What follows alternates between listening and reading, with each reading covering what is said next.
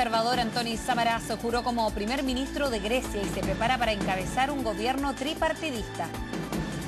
24 horas esta tarde se produce el solsticio que da comienzo al invierno en nuestro país, y en esta época donde aparecen algunas enfermedades. La depresión de invierno, por ejemplo, es conocida también como una epidemia silenciosa y podría convertirse incluso en la enfermedad más común entre las personas el año 2030, según la Organización Mundial de la Salud. Para hablar de esto, estamos con Robert Tabak, director médico de Integra Médica, quien es además médico psiquiatra. Doctor, ¿cómo está? Muy buenas tardes. Buenas tardes. Bien, ¿en qué consiste? ¿Cómo es una depresión de invierno? ¿O en el invierno o es una enfermedad que se arrastra desde antes? Bueno, en realidad la depresión es una enfermedad que puede ocurrir en cualquier época del año. Sin embargo, los cambios en los ritmos circadianos, la disminución en la cantidad de luz en invierno hace que las personas obviamente tengan una cierta capacidad de tener depresión con una frecuencia mucho mayor que en el resto del año. Ahora, lo que pasa básicamente es que uno se empieza a enfermar en invierno y uno demora algunos meses en presentar la enfermedad. Entonces, si bien es cierto, uno empieza a disminuir la cantidad de luz en invierno, más o menos uno tiene síntomas por ahí por el mes de mayo, junio, y las personas que se empiezan a enfermar en el invierno más tardío tienen mucho más síntomas en primavera. ¿Qué síntomas? Los síntomas más frecuentes son alteraciones del sueño, el ciclo sueño-vigilia, incapacidad de disfrutar de las cosas que disfrutamos normalmente, irritabilidad, enojos, etcétera. Porque uno piensa que cuando tiene esta denominada depresión de invierno, es como que se le va a terminar en septiembre, o para las fiestas patrias, o para cuando llega la primavera.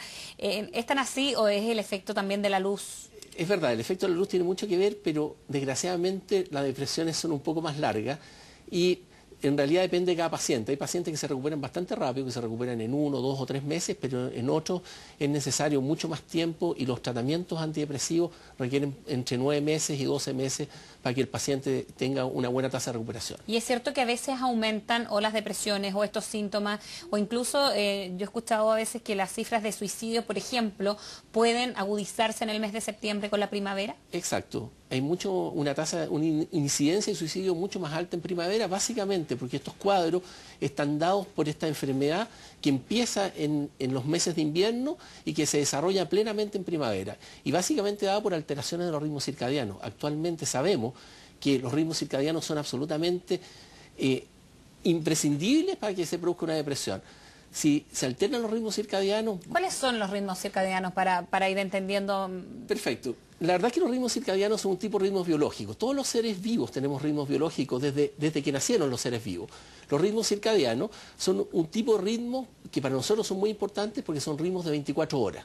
Ya, por eso tiene que ver con la luz. Exacto, por eso estos ritmos de 24 horas que son tan importantes en los seres humanos tienen que ver con el ciclo sueño-vigilia, pero también tienen que ver con la liberación de hormonas, tienen que ver con el comportamiento, tienen que ver con los afectos. Y cuando estos ritmos circadianos se alteran, se producen cuadros depresivos. Y mientras más se alteran los ritmos circadianos, más profundos son estos cuadros depresivos. Por eso es tan importante también que cuando tratamos con medicamentos estas depresiones cuyo origen básicamente está dada en la alteración de los ritmos circadianos, usemos también medicamentos que tengan la capacidad de resincronizar estos ritmos circadianos alterados. Doctor, ¿cuándo hay que estar alerta, por ejemplo? Porque veíamos en esta cifra que de aquí al 2030, según la Organización Mundial de la Salud, podría tratarse la depresión como una enfermedad muy masiva o como una enfermedad silenciosa. ¿A qué hay que estar atento? Yo creo que es cierto lo que tú dices. Actualmente nuestra prevalencia de cuadros depresivos es muy alta, aproximadamente el 30% de las mujeres actualmente en el país tienen síntomas depresivos y el 10% de los hombres. En este momento, en términos de días perdidos por licencia médica, no me cabe duda que los trastornos mentales tienen el primer lugar. Y tenemos que estar atentos, por ejemplo, a los cambios en el sueño, personas que ya no duermen tan bien, personas que empiezan a perder la capacidad de concentración y memorización, a la irritabilidad, a la incapacidad de disfrutar de las cosas como disfrutamos antes. Ahora, si esto se agrava más, entonces vamos a tener problemas en nuestras relaciones personales, laborales y sociales. ¿A quién recurro? Bueno, siempre es muy bueno recurrir a un especialista. Pero yo soy psiquiatra. ¿A un psicólogo, a un psiquiatra, a flores de Bach? ¿Qué hago? Sí, la verdad es que los profesionales de salud están capacitados para hacer un diagnóstico. Si usted va a un psiquiatra, le va a decir en realidad si lo que necesita es psicoterapia, si además necesita medicamentos o si simplemente necesita un poco de tiempo de relax. Necesita vacaciones. O vacaciones. Pero si usted va a un psicólogo, va a pasar lo mismo, ¿no? Si es un psicólogo bien entrenado, le va a decir si basta con que haga psicoterapia o si necesita un apoyo un poco más importante con un médico. Ahora, ¿por qué esta diferencia del 8,5 en los hombres, bueno, o un 10 aproximadamente, un 25 a 30% de las mujeres? ¿Por qué esa diferencia de género? Hay una diferencia de género importante y está dado básicamente porque las mujeres ciclan hormonalmente y los hombres no. Y la verdad es que en realidad vemos que hay mucho más incidencia de cuadros depresivos, por ejemplo, en el posparto, en el puerperio, en algunos periodos del ciclo menstrual, también, por supuesto, cuando las mujeres envejecen y dejan de menstruar en la menopausia, también hay mayor incidencia de cuadros depresivos y ansiosos.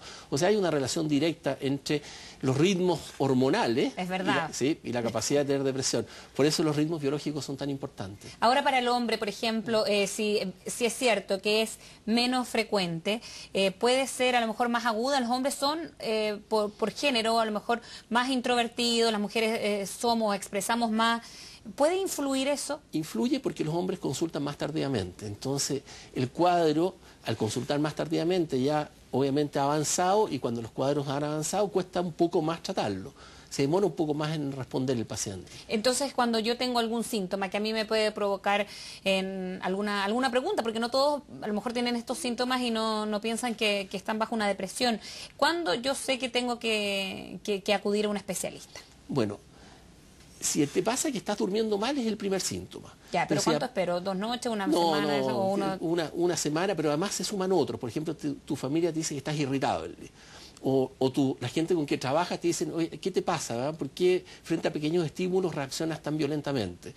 O bien ya sientes que no disfrutas de las cosas como disfrutabas antes. Las cosas que te producían placer ya no te producen placer. Un conjunto de estos síntomas, sumados además que te cuesta concentrarte, ya no memorizas como antes, bueno, es un signo de alerta, ¿no? Un signo de alerta por lo menos a pensar en que podrías tener que consultar.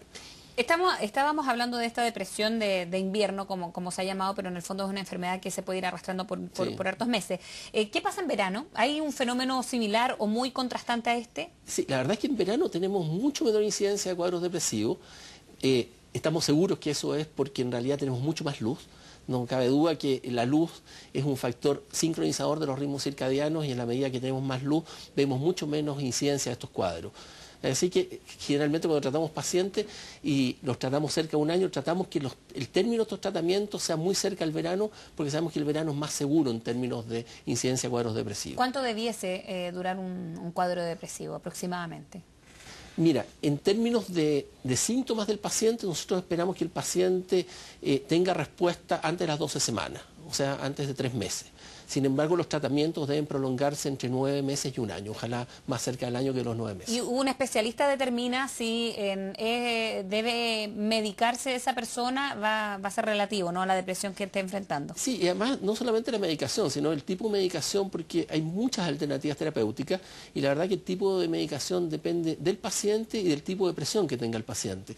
Es así, por ejemplo, como depresiones que tengan un origen mucho más ambiental, o sea, sean productos de algo que te pasa en la vida, algo duro como la pérdida de un ser querido o el término de una relación de pareja, andan mejor con un tipo de medicamento, y aquellas depresiones de origen genético andan mucho mejor con otros medicamentos, por ejemplo, como esta serie de medicamentos nuevos que tienen la capacidad de resincronizar ritmos circadianos. ¿Y eso, los medicamentos también tienen plazos dependiendo de la persona o qué depresión tenga? Porque muchos a lo mejor, y hombres seguramente, evitan el doctor y medicarse. Entonces, ¿sabe? Porque yo también he escuchado testimonios de personas que no quieren estar mucho tiempo a lo mejor tomando algún tipo de medicamento. Es cierto. En realidad, si la depresión es originada por un factor externo, por ejemplo la pérdida de un ser querido, en realidad son más breves. Es más breve, pero a veces es mucho más difícil de tratar. Y la verdad es que lo que generalmente aportamos es una especie de anestesia emocional, porque en realidad la causa es muy clara, ¿no? A veces cuando la depresión es de origen genético, con medicamentos responde mucho mejor y los síntomas desaparecen más rápido. Sin embargo, igual necesitamos tratar entre 9 meses y 12 meses porque la reincidencia del cuadro disminuye mucho con un buen tratamiento. Ahora hay tratamientos modernos, ¿no? Antes las personas que se trataban por cuadros depresivos generalmente sufrían o de aumento de peso o disfunción sexual. Ahora tenemos, no solo en Chile, sino que en el mundo, medicamentos más modernos que no producen disfunción sexual, que no producen aumento de peso y que además son muy eficaces en el tratamiento de los cuadros depresivos y además tienen la capacidad de resincronizar esos ritmos alterados que son causa de la depresión. ¿Cuándo comienza? ¿Hay una edad en que es más frecuente que comiencen las depresiones? La verdad es que, bueno, yo soy psiquiatra adulto y es mucho más frecuente ver en realidad adultos con depresión que niños con depresión. Sin embargo, también existen depresión en los niños.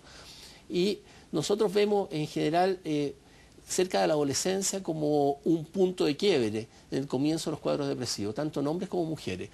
Las mujeres, obviamente, con la primera regla, quedan mucho más expuestas, ¿no?, a tener trastornos ansiosos y trastornos depresivos. Claro, porque en el final, en la adolescencia, a lo mejor, me imagino yo, marca un antes y un después, porque comienzan todo este tipo de cambios, tanto hormonales, a lo mejor para las mujeres, bueno, también para los hombres un poco, pero también de conducta, de cambios de vida, más responsabilidades. Exacto, seguramente. Cambios hormonales y cambios en la vida, ¿no? Porque en la adolescencia lo que uno busca es su propia identidad, y esa búsqueda de la propia identidad es dolorosa. Es dolorosa para todos, ¿no?, para el que la busca y para la familia de los que los buscan.